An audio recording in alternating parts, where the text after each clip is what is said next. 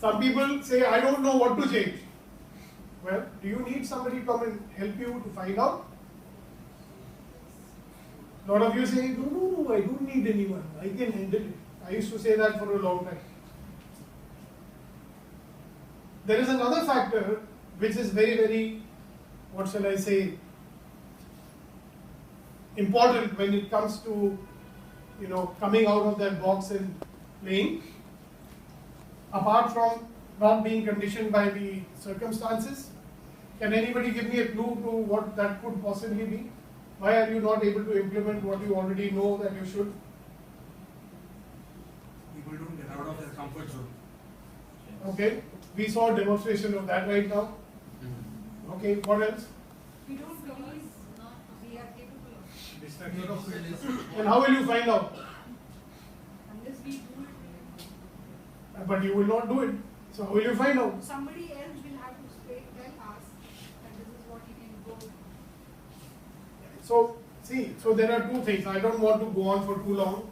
One is your habit which you'll have to break out of, and that's the most difficult thing to do. Now can you imagine, you being the driver of your organization, you find it hard to. The next most important thing that you have to change is the way that your people do things. See, on many occasions I get called by businessmen or companies, they say, okay, we have brought in this new, ERP system in our company, but it has reduced my efficiency.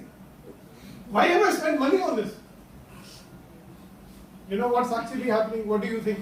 It's supposed to increase your efficiency, isn't it? Technology. So why it's not improving it? So first of all, see, for any system that you bring in like ERP, your systems and processes should be in line with it. So you have to change it, and your employees don't want to change the way they have been working. 15 साल से कर रहा हूँ ना, बढ़िया हो रहा है. Why are you asking me to change?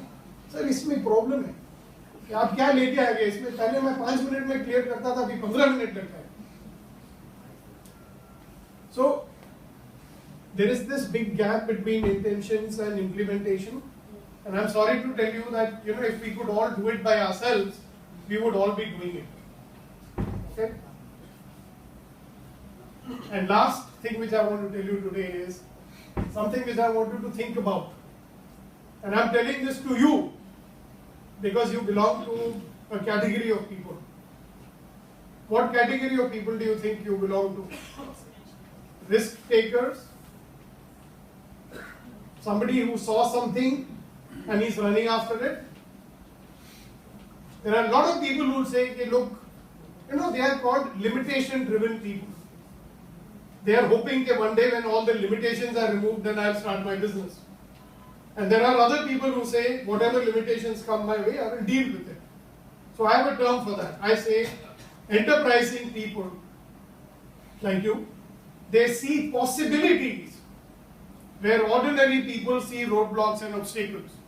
So I'll repeat that. Enterprising people, they see possibilities where ordinary people see roadblocks and limitations. Now here is the paradox for you. Okay? You were enterprising people at one point of time.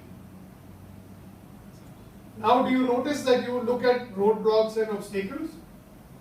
And those roadblocks and obstacles don't allow you to grow as much as you should and how much you deserve to grow. That is where people like me come in. Me and there are many other people sitting here also who will help you to get back to seeing the possibilities that you saw and help you to deal with the roadblocks which are stopping you from achieving your full potential. Okay? Thank you very much.